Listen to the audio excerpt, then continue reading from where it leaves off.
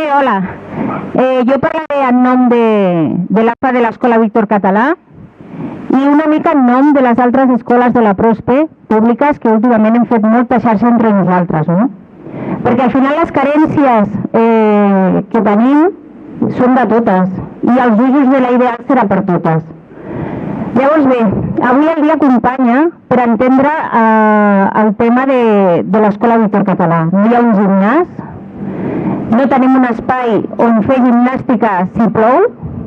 Estem en un país que plou poc, per desgràcia, però quan plou no es pot realitzar l'activitat, no? Per tant, una de les reivindicacions era la del gimnàs.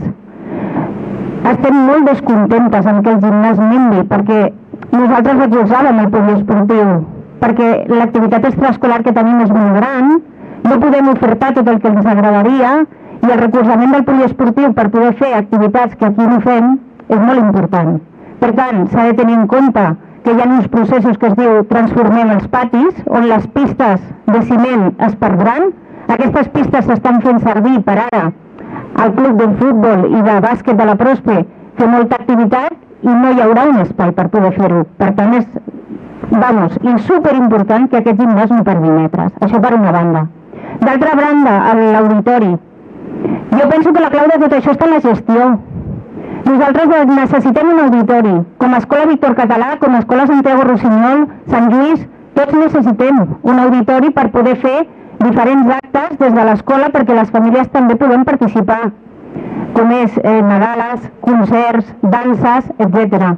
Si això no es pot gestionar des del barri perquè té una quantitat de metres que no ens permet fer una cartellera que tingui ple aquest auditori sempre i se li doni sortida, què passarà? Que quan necessitem fer aquests actes no podrem, perquè ja hi haurà alguna cosa programada des de ciutat. Per tant, des del barri no se li podrà fer aquest ús. I això és molt important. Nosaltres estem en contra totalment de la pèrdua de metres del gimnàs i, a més, de la guanyada de metres d'aquest auditori. La gestió no es pot deixar perdre d'aquest espai.